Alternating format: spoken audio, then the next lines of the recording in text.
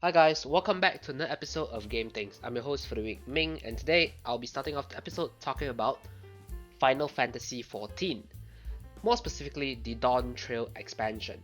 So Final Fantasy XIV has officially announced their Dawntrail expansion following the most recent expansion, Endwalker, that was released I think about last year.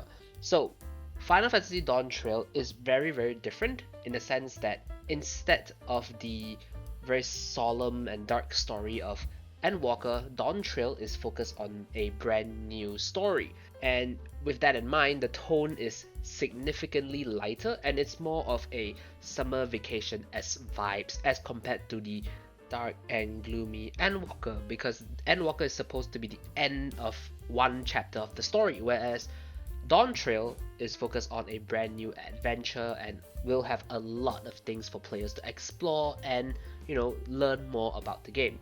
But aside from the excitement that you guys can have for the Dawntrail expansion, Xbox players should also be excited because Final Fantasy XIV is finally coming to Xbox Series S and X next spring. It will support 4K resolution and will also have an open beta. Unfortunately, we don't know when the open beta will be yet, but still, it's a lot to be excited for because let's be real, Final Fantasy XIV is one of the biggest MMORPGs out there, and Xbox players that have been missing out for like the longest of times will finally now be able to enjoy the game with their favorite console, which is definitely great news.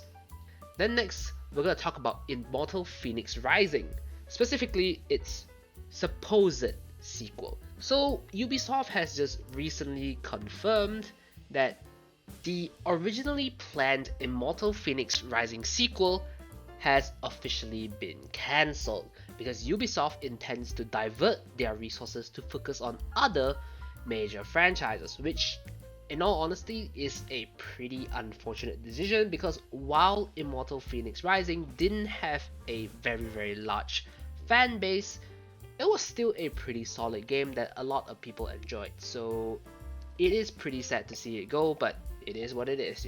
Speaking of Ubisoft, we have news on Assassin's Creed Mirage. So, Assassin's Creed Mirage will supposedly take 25 to 30 hours to complete if you are a completionist. And let's be real, 25 to 30 hours to complete an entire game, and by complete here meaning 100%, is absurdly short, to be honest, because as compared to Assassin's Creed Valhalla took 60 hours to beat and around 143 hours to 100%, which is a very crazy difference. Even if, let's say, this supposed figure was wrong and you only take about 25 to 30 hours to complete the game and not 100% Assassin's Creed Mirage, it's still a very big difference because Assassin's Creed Valhalla basically has double the playtime. Granted, a lot of people did say that, one of Valhalla's weakness was that the game was too damn long, but let's be real. Sometimes, as players, you just kind of want to have a very good time, and if the game is good, you don't really want the game to end. I mean, sure, some games can have like 60 hours gameplay, which is pretty long, but hey, at least it's kind of like you're getting your money's worth if the game is good, so I don't know. For me, a longer game kind of means that it's a win for me in my books. In any case, if you guys previously played any of the Assassin's Creed titles and have the intention to actually play Assassin's Creed Mirage, let us know in the comments what you think about this major change to Assassin's Creed Mirage. Do you like it? Do you hate it? Tell us what you think. Moving on from that, I'm going to talk about Mortal Kombat 1, specifically its open beta. So Mortal Kombat 1 will have their open beta dates for PS5, Xbox Series S and X on the 18th of August and the 21st of August if you pre-order the game.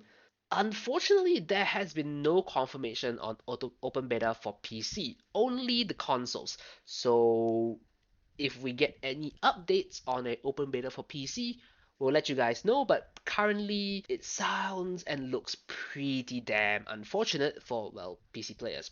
But, time will tell. No rush, no rush. Moving on from that, I'm gonna talk about Like a Dragon Gaiden, the man who erased his name. This particular title will unfortunately not have a physical version outside of Asia, Personally, I'm on Asia, so I don't really give a damn.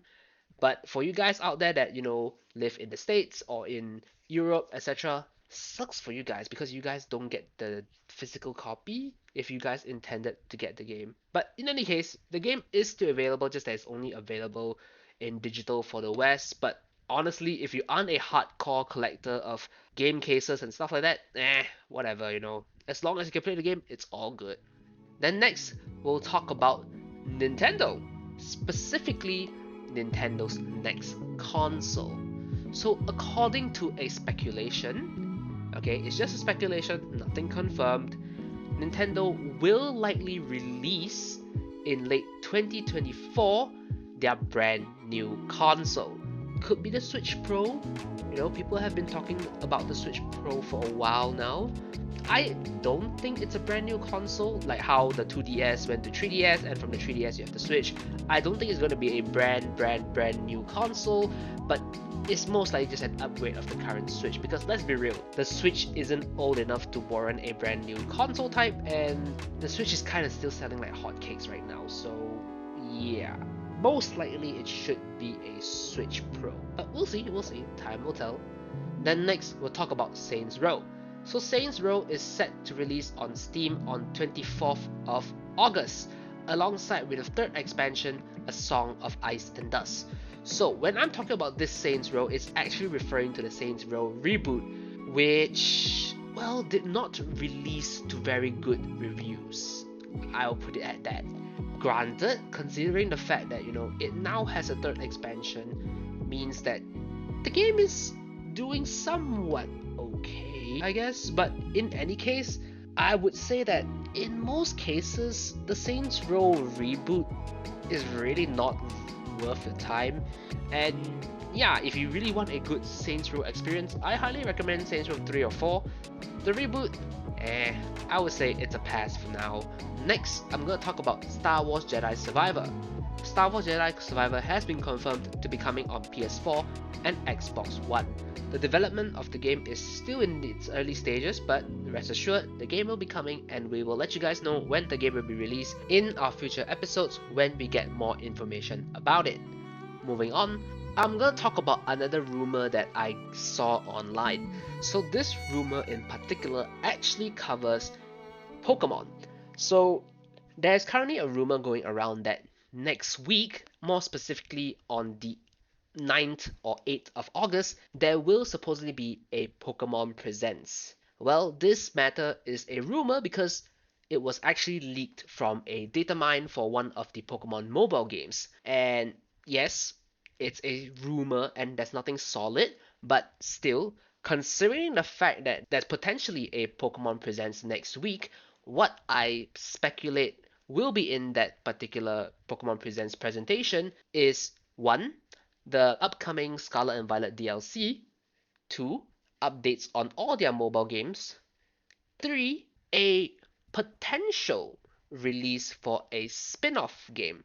Because if we count the dates and timings of when Legends of Arceus was first announced and then when it subsequently released, it was probably, if I recall correctly, probably also announced during this time period and then was subsequently released on January or February the next year. So if Pokemon has the intention to release a brand new title at the start of next year, next week will most likely be the best timing for them to do so. And so far, aside from the Detective Pikachu 2, they have not actually announced any other titles that they are releasing soon. So what I speculate is that next week, most likely we'll get a brand new title. But in any case, my colleague Show will be covering it next week if there's an actual Pokemon Presents. Anyway, enough about this topic. Let's move on to our next segment featuring on games that you can get your hands on right now. So the first game that I'm going to talk about is F1 Manager 2023, available on PS5, PS4, Xbox Series S and X, Xbox One and PC.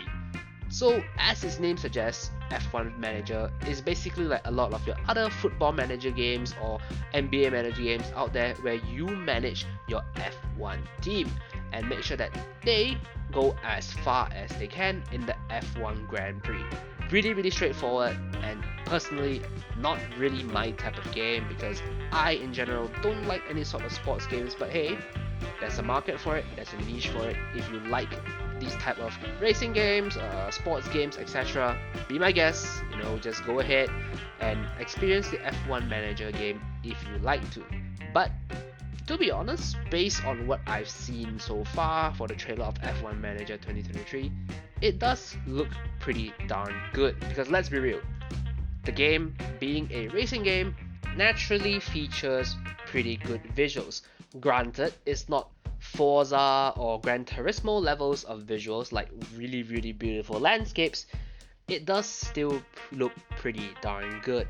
At least the F1 tracks and the F1 cars actually look really realistic. Unfortunately, the same can't be said for the staff though, because considering that it's a manager game, you have to hire crew to set up your team and everything, to set up the cars, etc. And the staff unfortunately don't look that realistic, but if you can just close your eyes and ignore that little aspect of the game, the other visuals do look pretty stellar. Moving on from F1 Manager, I'm gonna talk about another title that we'll be featuring today, and that's Baldur's Gate 3, available on PC. So Baldur's Gate 3 has always been available for quite a long time, just that it was never released on PC, and it's finally now on PC. So if you've never heard of Baldur's Gate 3, effectively it's a party-based RPG set in the universe of Dungeons and Dragons. So yeah, think of it as playing Dungeons and Dragons, but in a computer game, and well, playing yourself. Yeah, it's basically just like that. Think of it as something like think of it more of as like Diablo, I guess. Just that instead of a top-down view, you kind of have a third-person view. Yeah, and you play in the setting of Dungeons and Dragons. Pretty straightforward, really. It's just another fantasy RPG, but with a party, and well, you controlling the party. So yeah, I would say that if you previously enjoyed Baldur's Gate in any of the other consoles out there, I actually suggest getting it on PC just because of the fact that PC supports mods, and we all know a little modding goes a very long way. Modding just makes some games insanely fun and just gives so much improvements to a game in general. And that's basically it for all the titles that we're featuring today. Now we're gonna talk about some free games that you can claim right here, right now. First, we're gonna talk about PS Plus subscribers. You guys will be getting PGA Tour 2K23, Dreams, Death's Door. For subscribers of games with gold, you guys are getting Blue Fire as well as Inertial Drift. For subscribers of Prime Gaming, you guys are getting Payday 2, Farming Simulator 19, Blade Assault, Star Wars The Force Unleashed 2, Four Tales, Driftland The Magic Revival, In Sound Mind, as well as Summertime Madness. As for people that use Epic Game Store, you guys are getting Loop Hero, as well as one of my favorite games out there, Bloons TD6. So be sure to get all these games while it's still available, especially Bloons TD6. Anyway, that basically marks the end of our episode, and once again, I was your host Ming. I hope you guys enjoyed the episode, and we'll see you guys next week in another episode of Game Things.